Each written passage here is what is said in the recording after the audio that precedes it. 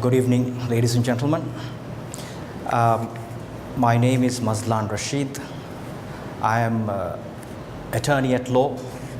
Some of you might call us, as in layman terms, lawyers. So I belong to the fraternity of legal counsels. I happen to be, I would like to say, the third generation of graduate lawyers who started practicing in the Maldives. As far as I've been informed, the first graduate lawyer, let me just say a little bit about this because I think it's important where I'm trying to go. The first graduate lawyers actually came down in 1990. So basically, it's not that far in the history that the first graduate lawyers from a developed country came down to the Maldives and shared their insight, their knowledge, and what they have gathered as experience from the writers of the books that we were learning, the professors who directly interacted with them on fundamental issues of civil liberty, criminal law, international law, you name it, family law, child protection. So I would say that was a pivotal time in the legal community of the country. And the performance of those graduate few lawyers paved way for later generations like us. And I decided to study, or according to what we say, learn in law, was because I met one interesting character called Honorable Justice Mutasi Madnan. I was doing my A-levels, and a bunch of us wanted to do political science, some of my colleagues. And we decided to go and ask him whether he would be interested to teach us political science. And he said that he doesn't have the kind of background. So he said that he would like us to be the first batch of students who would sit for A-level for the first time from the Maldives. So I happened to be the first batch of students who sat for A-levels from the Maldives, and was successful in getting through it. Not something that I would boast about. The results were very, very average, I would say, because we just only had around 7-8 months to prepare a 2-year course.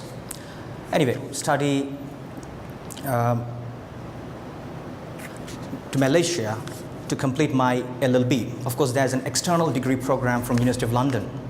I never thought that it would be a challenging experience. And halfway through the first year, I realized that this is no dancing in the rain. It's very challenging. And I started looking up to the statistics, and I came to realize only 1/3 gets through. Nevertheless, I had my challenges during my student life. I think one of the biggest challenge was to focus myself to do a degree which was quite difficult. One thing, I didn't have a clear idea of what it's about learning law was. And there was so much to read, so much to argue out in your head. The cognitive component of studying law is so immense, so exhaustive, that it keeps your mind 24 hours running while you're sleeping, you're walking, it doesn't matter. And there is always another side to every single argument that we come up with. I'll tell you one thing, I'm an ordinary student, I'm an ordinary person. I'm not, I would say, an A+ student.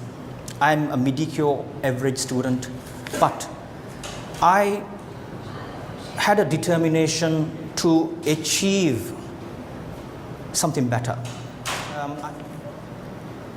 After those challenging phase of my life, I completed my degree, came down, and I thought that was the hard part. But the challenging part started now. Anyway, after I come back from Malaysia, I was introduced to Mr. Ahmad Muiz, Al-Ustaz Ahmad Muiz, who is the current Prosecutor General, who was very, very kind enough to give me a hang of it, of what I'm getting into as a practicing lawyer. I thought to myself, what is my purpose? What am I supposed to do? I mean, I came down fresh from the law school with invigorating ounces of, boosting energy flowing through my veins, and I want it to come out and let the people be shown the way. But Mr. Ahmad Muiz was kind enough to show me the ropes, and he helped me to actually get involved in the preparation of the bench book and also the ADB project to actually convert the Institute of Sharia and Law into a faculty. As a result, I started teaching at the Faculty of Institute of Sharia and Law.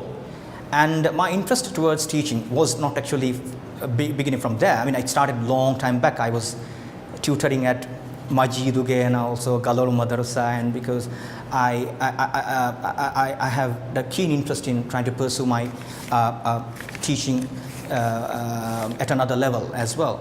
So because of these kind of hurdles, I thought that why not become a full-time lecturer and then perhaps devote myself to academia and pursue masters and then also an MPhil and then go to complete a PhD and then become a professor for that matter.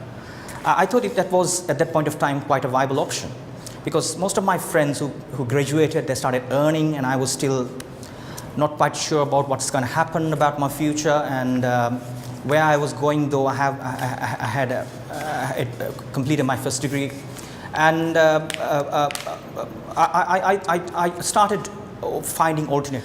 And once I got the degree scroll and I was sworn in as a fully fledged lawyer in February 2001, I happened to attend one of the gatherings which Mr.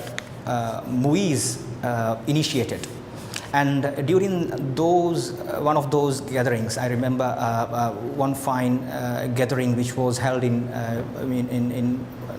Ramadan in 2001, and I happened to interact with two interesting characters. One was Al-Ustaz Shaheen Hamid and Al-Ustaz Shoaib Mohammad Shah. I mean, these are, I would say, the pioneers in the legal profession and the most professional lawyers that you could come across in this country. I happened to be approached by the most prominent lawyers on the same night at the same place, but both of them sitting on my either side and saying that, Mazlan, why don't you come and work for us? I was like, oh my God, this cannot be true. And eventually, for some reason, that I decided to go with Shoaib Shah, and then I became a partner there, and the exposure that I got to multi-million-dollar transactions from day one, and of course I should not omit the earnings that we were making. That was good as well. I mean, I never thought that kind of income could be generated at such a junior level. But I realized that this profession had the potential. I wanted to continue my higher studies at the same time, and I got an ADB scholarship to do my master's. So I have an LL.B, so I need to go and specialize in a certain area. I had my interest already in banking and finance because I was hired by the bank as a consultant, Bank of Maldives, which is the national bank of Maldives, bank of the country, and that actually again was, I think, an important client who persuaded me to do a course which would have a component covering banking and finance. So I got the ADB scholarship, and I went to do my master's at University of Buckingham, UK. So after completing my master's, I came down, and then of course I was under a bond to complete my 2.5 years bond service at the Faculty of Sharia and Law. I happened to be the first full-time lecturer at the Faculty of Sharia and Law. After completing two years, I wanted to go back into law practice full-time, and my ambition to become an academic academician has blurred a little bit, and I decided to complete my bond and then go back into law practice. After 5 years working with at Shah Hussain & Co, of course, we actually decided that it was time that I move on my own, and then I think it was the most frightening phase of my life that start forming my own law firm. Of course, the most challenging part was to get the right partner, and also to get the capital to start off the law firm, and then get the proper clients, and who is going to come to you, and then who else could be joining the firm, so that you can at least maintain the overheads and everything. So inshallah, everything went very well, and after 6 years, 7 years down the line, we are doing over $300 million of transaction per year by both of us, me and my partner, every single year. And we are expanding. We already have 3 more lawyers working for us. The biggest achievements, as far as I believe, is my students, because I have always, on a part-time basis, kept on teaching at the Faculty of Sharia and Law. My students are now parliament members, judges, state attorneys, prosecutors. Every single time I walk into a courtroom, I've been challenged by my student. It's the happiest moment that I see. I would like to conclude my short speech by saying that we need to actually find that mentor. For me, I was lucky. I got acquainted with likes of Mr. Muiz, Mutasim Adnan, Shaheen Hamid, and Shoaib Shah, and people like that actually helped me to become, I think most of my clients would regard me as an above average lawyer. So I think that's something of an achievement on its own right. So thank you for giving me this opportunity, and maybe some other time I would share some more. Thank you.